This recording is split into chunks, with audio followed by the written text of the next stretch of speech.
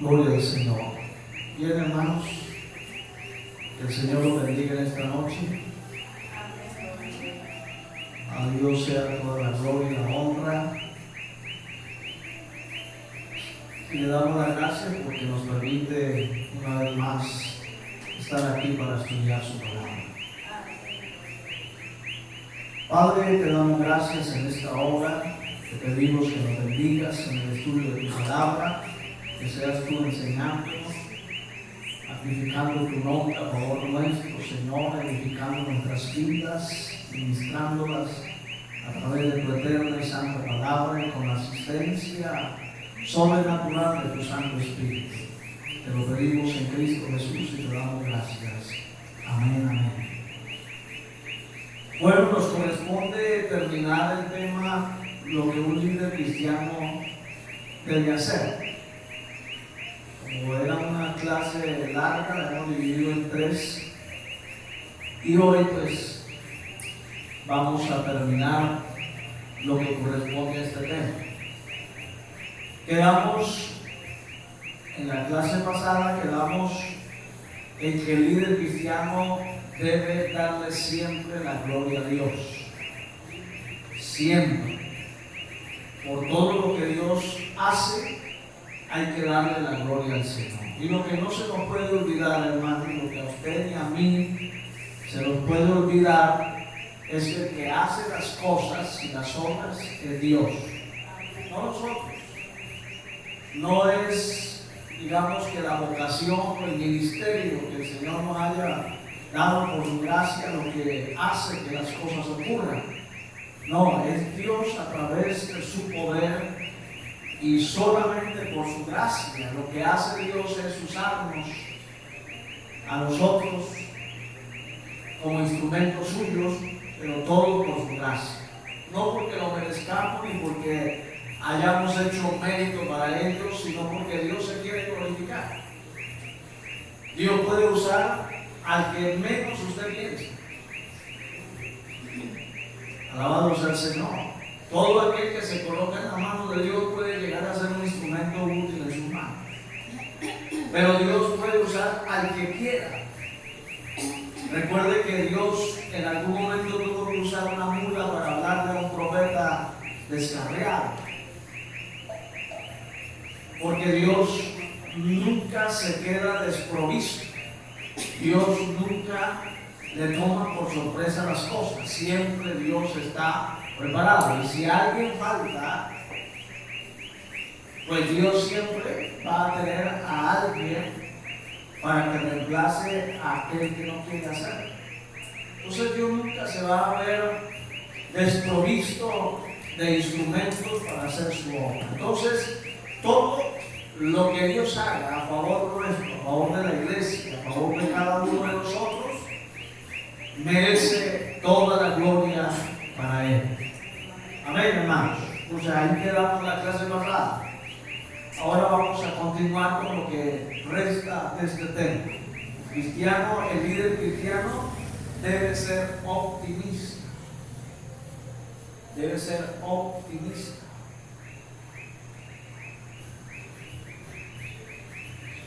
¿Se ha encontrado usted o ha conocido algún líder que a todo le pone problemas? Que solamente ve lo malo de las cosas, que siempre está diciendo esto no se puede hacer, esto es imposible que ocurra. Pues ese tipo de cristiano no sirve, o de líder cristiano no sirve. Porque el líder cristiano debe ser optimista. Debe ver, claro, hermano, digamos que el optimismo va acompañado de fe. Y yo he definido la fe en mi experiencia y en mi conocimiento como el lenguaje de Dios. Nosotros como líderes cristianos tenemos que aprender a hablar como si Dios, vamos a decir, como cuando Dios habló para crear todas las cosas. No porque nuestra palabra tenga poder, sino porque la fe nos lleva a veces a hacer declaraciones para ver cosas que humanamente en el momento no estamos viendo. Y eso, lógicamente, va acompañado de optimismo, de ver las cosas no solamente en su lado malo, sino ver lo bueno de las cosas. Esto también nos lleva a pensar un poquito en ser entusiasta, ponerle ánimo a las cosas, en no dejarse derrumbar por el primer traspiés que tenga o el primer tropiezo que se le presenta. Entonces ya bajó la guardia y bajó las manos y ya dijo: ya no puedo, yo no sirvo, esto no es para mí. Entonces el líder cristiano tiene que sobreponerse a las crisis, sobreponerse a las dificultades y comenzar a actuar de manera optimista, acompañada de fe. Alabado sea el Señor. ¿Conoce usted una persona optimista, hermano? Que a todo le saca sabor, de que aunque de alguna manera esté atravesando alguna situación, pero siempre ve como el lado bueno y no está siempre viendo el lado malo. ¿Sí? Entonces el líder cristiano tiene que ser aquella persona que no se queje a toda hora, porque el pesimista, que es lo contrario a ser optimista, se vive quejando de todo y por todo. Gloria al Señor. Yo sé que todos nos hemos encontrado con alguno de ellos y conocemos a algunos de ellos que siempre están quejándose si llueve malo, si hace sol malo, si hay malo y si no hay peor todavía. Si tiene una casa más o menos bonita, malo, pero si la tiene bien hermosa, pero es muy amplia y hay que hacerle mucho aseo y más trabajo, y bueno, a todo le está viendo problemas. Pues lo contrario de ello es ser uno optimista, es ver el lado bueno de las cosas. Y claro, vuelvo y reafirmo lo que dije. El optimismo es, de alguna manera, va muy ligado a la fe, porque la fe nos lleva a ver lo que no estamos viendo con nuestros ojos físicos. Y vuelvo y digo, yo lo he definido como el lenguaje de Dios, es hablar las cosas que no son como si fueran, como dice la Escritura, pero entendiendo que no es por nuestra virtud propia, sino porque Dios le place hacer las cosas. Ahora, si en el momento no hay algo, la mejor manera de expresarme es decir: Dios nos va a suplir, Dios nos va a dar, Dios va a proveer, ¿cierto? Esa es la mejor forma. Hoy tal vez estamos pasando un momento difícil, pero esto pasará. Esto no se va a quedar aquí. Y aquí podríamos usar un refrán o un proverbio antiguo que dice que no hay mal que dure 100 años ni cuerpo que lo resista. En el sentido de que las cosas malas que usted y yo pasamos van a pasar, tienen una fecha de caducidad, van a terminar y van a venir tiempos mejores. Esa debe ser nuestra confianza, hermano. Estamos viviendo un tiempo bastante difícil como país, muy difícil, hermano, pero creemos que vendrán tiempos mejores y nuestra oración debe ser por ello, para que Dios envíe tiempo de refrigerio a nuestro país, a nuestras familias, a nuestra comunidad, en fin, etcétera, etcétera, etcétera. Entonces debe ser optimista. Gloria al Señor. El líder cristiano debe dar gracias a Dios. Escuche esto: dar gracias a Dios cuando otras personas tienen mucho éxito. El líder cristiano debe dar gracias a Dios cuando otras personas tienen mucho éxito, o logran ciertos objetivos, ciertas metas trazadas y las logran. Tienen bendiciones del Señor, que podríamos nosotros decir: está bendecido por Dios. En vez de usted sentir celos que es lo que humanamente sentimos cuando alguien prospera más que nosotros. Y cuando no sabemos manejar ese tipo de sentimientos, ¿no? Nos dejamos permear por los celos, por la envidia, porque los celos y la envidia van muy tomados de la mano. Y a veces hasta nos atrevemos a juzgar y decimos, oiga, pero ¿quién sabe en qué negocios anda? ¿Quién sabe qué torcido le estará haciendo porque le está yendo muy bien, económicamente hablando? ¿Sí? Entonces, a veces dejamos volar nuestra imaginación y podemos estar juzgando mal y de manera inadecuada. Entonces, ¿qué es lo mejor que puede hacer un líder? Darle gracias a Dios por lo que Dios está bendiciendo ahora. Nos debe alegrar la bendición de otro. Amén, hermano. Algún día, tal vez no muy lejano, usted y yo estaremos disfrutando de la bendición que ese hermano tiene. ¿Por qué llenarnos de celos? Ahora, hermano, el problema está en el deseo desmedido de tener las cosas, lo que bien se pudiera llamar la avaricia. Porque la avaricia es, digamos que no es tanto el amor al dinero, sino el amor a tener cosas.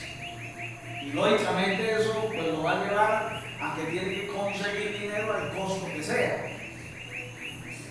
Porque hay un deseo desmedido de tener cosas y de amontonar cosas.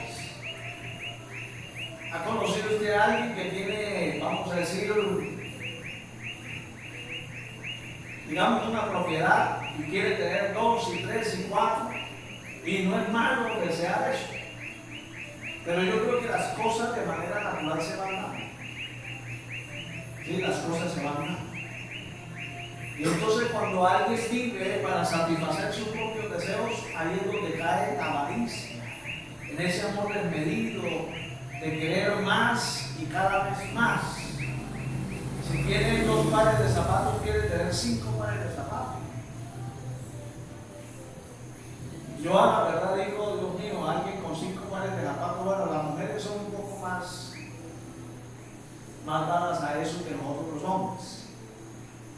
Pero un hombre con 5 pares de zapatos, y uno dice, se pone uno que quién sabe cada cuánto. Entonces, ¿cuál es el afán de amontonar? Con un par de zapatos, 2 pares de zapatos, yo creo que es suficiente. 3 mucho. Si es que le gusta rotar los zapatos que tiene. En fin, simplemente por poner un ejemplo, hermano. Entonces, no podemos nosotros caer en los celos y en la envidia por la bendición de Dios. Cuando usted y yo le damos gracias a Dios por ello, Dios ve nuestro corazón y en algún momento Dios nos va a permitir disfrutar de esa bendición. Alabado sea el Señor. Bien, el líder cristiano debe recordar siempre que el liderazgo es tanto recibir como dar.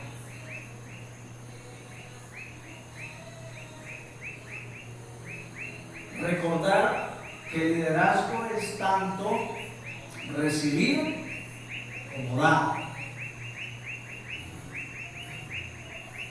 Nadie nace aprendido, ¿cierto? Nadie nace aprendido.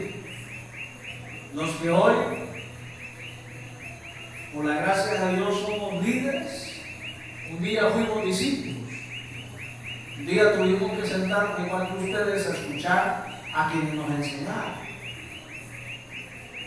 Y ya cuando hemos aprendido, entonces entramos en la faceta de dar, porque ya hemos recibido. Yo he conocido gente que sabe mucho, hermano, que tiene una mente y una capacidad de aprendizaje extraordinaria, pero se quedan con lo que tienen. Ahora, ¿de qué les sirve llenar su mente de tanto conocimiento si no son capaces de darlo?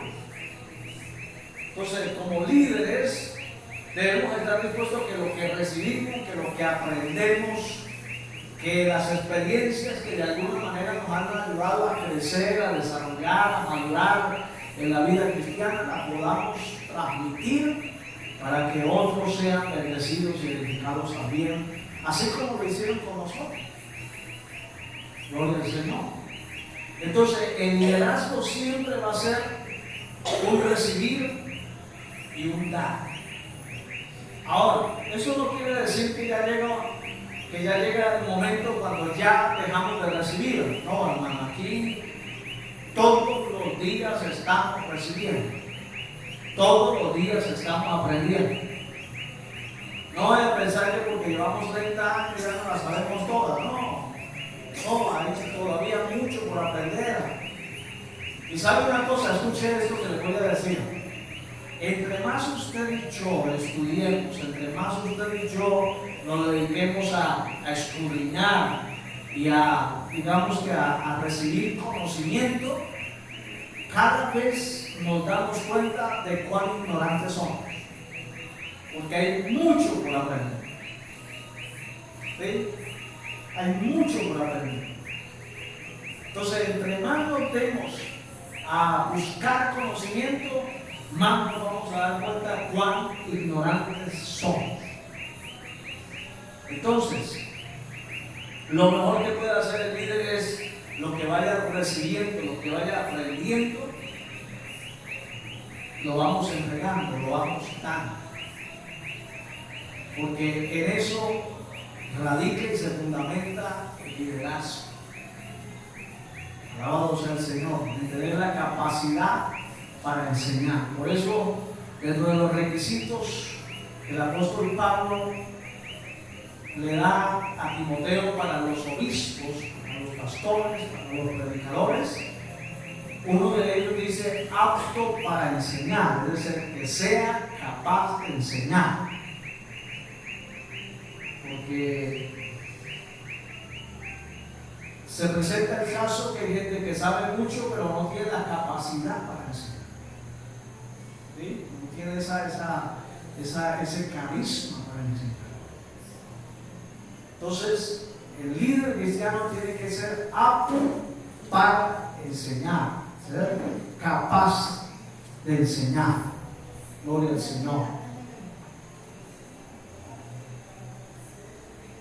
Esto nos lleva, hermanos, dentro de este puntico habría que decir que el hecho de que un líder tenga la bendición de enseñar, de dar parte de su conocimiento, de compartirlo, eso no lo puede llevar a que piense y que pueden manipular a los demás. Es decir, cuando uno enseña lo debe hacer sin ninguna motivación egoísta, ni siquiera tampoco para sacar provecho propio de él. Debe hacerse por vocación, con libertad y simplemente por el placer y el gozo de poder enseñar y de capacitar a otros. Esa debe ser la única motivación. Ya el pago lo da Dios como Él lo sabe hacer. Pero en cuanto a, vamos a decir, al deseo de enseñar, debe siempre existir el hacerlo, pero sin ninguna motivación egoísta. Gloria al Señor. Bien, ¿qué otra cosa tiene que hacer el líder cristiano? Es hacerlo bien.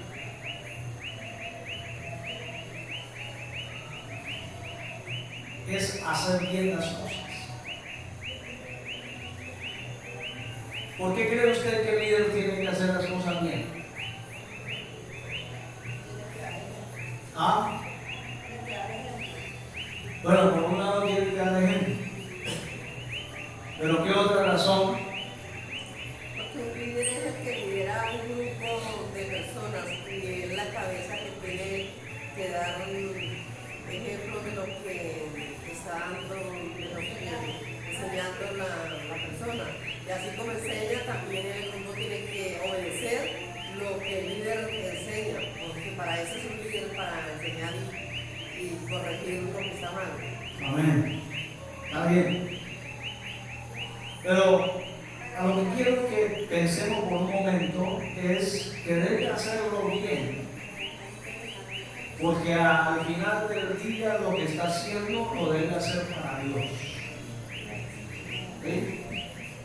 Lo que yo estoy haciendo ahora, aunque lo estoy haciendo para ustedes, pero en el fondo lo estoy haciendo para Dios. Esto es un servicio para Dios. Es una gracia que Dios me permite hacerlo. Y por lo tanto, entonces el líder debe esmerarse y preocuparse por hacer las cosas bien. Ahora, sin importar el servicio que se haga, debe hacerse bien. No nos podemos acostumbrar a la mediocridad, a ver allá cómo salga, no. Tenemos que hacer bien.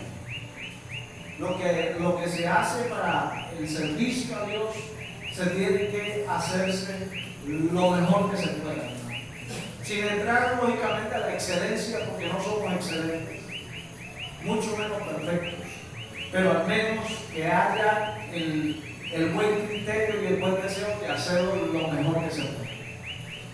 Amén, hermanos. Lo que sea, dentro del campo del liderazgo, del servicio que hagamos, el que hace el aseo, el que canta, el que dirige, el que predica, máximo, hermano, lógicamente, si de las tareas del servicio a Dios, que de alguna manera llevan mayor responsabilidad, esta de enseñar, pues quienes lo hacemos debemos hacerlo lo mejor que se pueda. Y esto sería un consejo para los predicadores, y es lo que siempre, dentro del caso mío, le enseño a quienes predican. Y es que uno debe predicar en el momento que le toque como si fuera el último mensaje de su vida. Entonces debe esmerarse por hacerlo bien, pero hacerlo con toda la fuerza que se pueda hacer. Es decir, con toda la energía. Alabado sea el Señor. Y eso habla de hacerlo bien. Lógicamente este oficio necesita preparación, necesita una previa dedicación para preparar el tema, para estudiarlo, para escudriñarlo. No podemos caer en la improvisación de ninguna manera, hermanos. Aquí no nos podemos parar a ver qué es lo que Dios dice, hablamos la Biblia, abre tu boca que yo la llenaré. No, aquí no podemos, aquí tenemos que venir preparados para hacer lo que nos han delegado hacer. En el caso de predicar o de enseñar. Entonces, hermano, el líder cristiano se esfuerza por hacer lo que le corresponde hacer, pero se esfuerza por hacerlo bien, lo mejor que se puede. Lo mejor que se puede. Gloria al Señor. Me quedan dos cositas. Hoy la clase va a ser un poco más breve, pero dos cositas que es muy importante, hermanos. Son importantes, que a veces se pasan por alto. Y la recomendación es que el líder no puede olvidar o olvidarse de descansar lo suficiente, diría yo, de descansar. Se tiene un mal concepto de quienes predicamos la palabra del Señor, de que no hacemos nada. Alguna vez al hijo de un pastor le preguntó al profesor: ¿y su papá qué hace? Y el niño le dice: mi papá no hace nada. Y luego, ¿quién es su papá? Pues mi papá es pastor. Porque es que a veces, miren, vamos a decir, hermano, el que escribe libros, ¿usted cree que no hace nada? El sentarse en un escritorio detrás de una pantalla, de un computador y comenzar a escribir, eso es trabajo, ¿cierto? Eso es trabajo. El que es cantante igualmente compone, luego se inspira, escribe, luego le saca la tonalidad, etcétera, etcétera, etcétera. No es un trabajo de esfuerzo físico, pero sí es un trabajo mental, emocional. Pues lo mismo pasa con este oficio, no es un trabajo netamente físico, aunque cuando predicamos pues quemamos energías, calorías, ¿no? Se dice que una predicación un poco efervescente, estoy hablando de una predicación, no una enseñanza, pero una predicación de 45 minutos, efervescentemente hablando, equivalen a 8 horas de trabajo físico. El desgaste que se tiene tanto emocional como mental, lógicamente espiritualmente, a la hora de predicar. Ahora, más allá de eso, el sentarnos detrás de un escritorio, detrás de la Biblia, detrás de unos cuantos libros, dedicarle horas a pensar, bueno, qué sé yo, a escudriñar, eso es trabajo. Y el pararnos aquí los minutos, o 50 minutos, una hora, eso es trabajo, que cansa, que desgasta. Pero a veces se tiene esa mala concepción de quienes predicamos. Bendito sea el Señor. Entonces, la recomendación para quienes están dedicados a este trabajo, a este oficio, a enseñar, a estudiar, a prepararse, es que deben descansar. Al igual que todos los que trabajan tienen que descansar. ¿Qué pasa si usted pasa 24 horas trabajando sin descanso? Se funde. Ya llega el momento en que el cuerpo no le aguanta, no le resiste un minuto más. Entonces hay que descansar. De hecho, ese fue el principio que el Señor le dejó a Adán. 6 días trabajarás y el 7º descansarás, porque el descanso hace parte de la dinámica de la vida del ser humano. Alabado sea el Señor. Entonces el pastor también, el pastor o el predicador tiene que tener sus tiempos para descansar. Alabado sea el Señor. Nosotros vivimos en una época, hermano, donde el pastor muy a las 3 o 4 de la mañana ya debería estar clavado de rodillas, y si no lo hacía era un pastor carnal que no servía.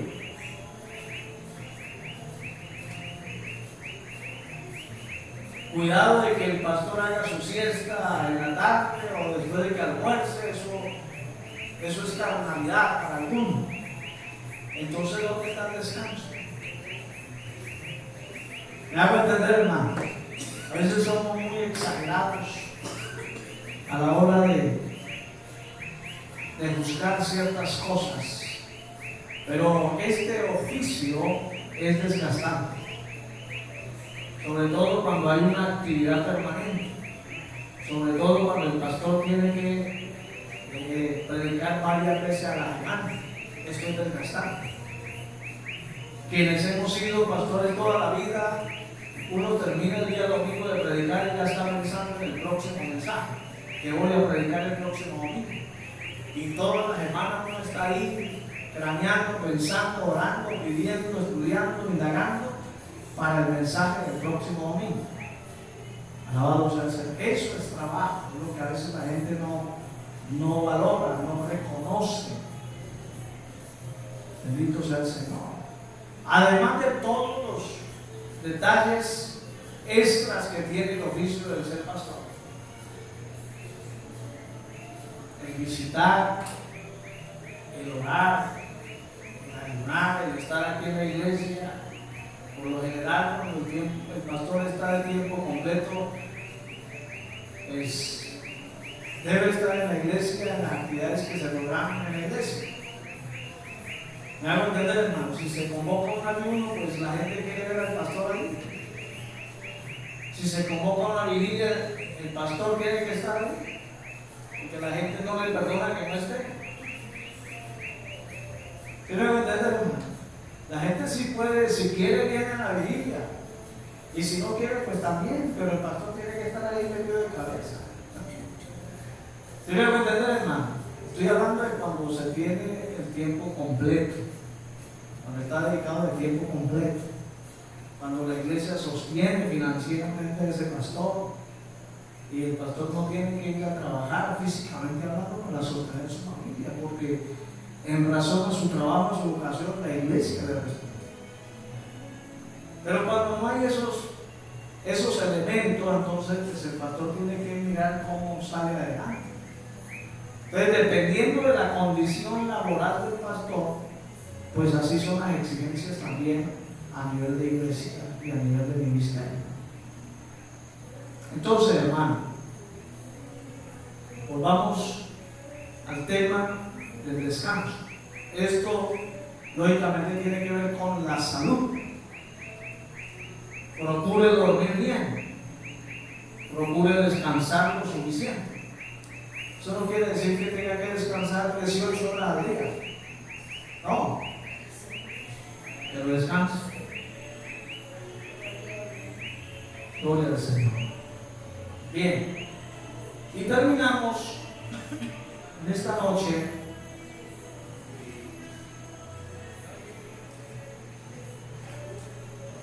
con algo que todo buen líder debe estar siempre pensando, y es en preparar un reemplazo. Un reemplazo.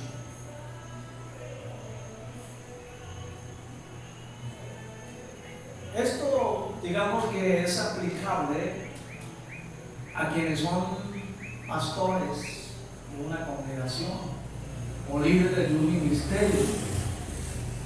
¿Sí? Porque dicho sea de paso, lo que le da crecimiento y desarrollo a una iglesia y a un ministerio es la estabilidad de ese ministerio ahí. ¿Sí? Es que el pastor esté ahí siempre y que pasen los años y el pastor está ahí. Eso en la gran mayoría de los casos le ayuda a que el ministerio o la iglesia se desarrolle y se empodere, como bien sea como iglesia o como ministerio. Pero hermanos, uno no debe olvidarse que uno se va volviendo viejo y que, vamos a decir, en este camino puede pasar un montón de cosas. Yo he conocido gente, pastores, que nunca pensaron en esto y que por esas razones de la vida, a veces ajenas a su voluntad, tuvieron que entregar el ministerio. Y entonces quedó ese vacío ahí porque nunca preparó a alguien, nunca pensó a alguien, nunca perfiló a alguien para que en algún momento lo reemplazara. Ahora, lo mejor que puede hacer un líder es, ya cuando ve que los años están avanzando, pues pensar en un reemplazo. No que se tenga que jubilar inmediatamente, no, ya llegará el momento para hacerlo. Pero lo mejor que le puede pasar a una congregación es que cuando su pastor ya no pueda mentalmente ser apto para seguir siendo el pastor, ya ese pastor haya preparado a alguien para que se haga cargo del trabajo de ahí en adelante. Lo peor que le puede pasar a una iglesia es que ese pastor por A o por B ya no pueda, y entonces quede ese gran vacío. ¿Y ahora quién? Ahora quién podrá entonces liderar este trabajo? Entonces lo más saludable, lo más sano es que el líder vaya preparando ahora, así como Moisés preparó a Josué. Así debe ser la tarea, hermano. El peor error, y que piensan muchos, es que creen que van a durar toda la vida. Y por un lado, nadie puede asegurarse cuántos años va a vivir. Que yo voy a vivir 80 años. Eso no lo sabemos nosotros. Ahora, la experiencia misma a mí me ha enseñado, y he conocido casos donde el pastor ya llega a una edad que su capacidad mental ya no le permite ser coherente. Ya comienza a tener ciertos vacíos, ciertas lagunas. Conocí a alguien en particular que ya por su edad comenzó, hermano, hasta tergiversar la escritura. ¿Sí? Es decir, un caso muy particular. Ya un anciano de más de 80 años, un pastor de toda la vida, un gran hombre de Dios, pero ya más de 80 años comenzó a enseñar ciertas cosas o sea, es una falsa doctrina. Y entre algunas cosas que dijo que Jesucristo no era Dios. ¿Sí me van a entender, hermano? Pero no porque hubiera querido hacerlo, sino porque ya su capacidad mental ya no se lo permite.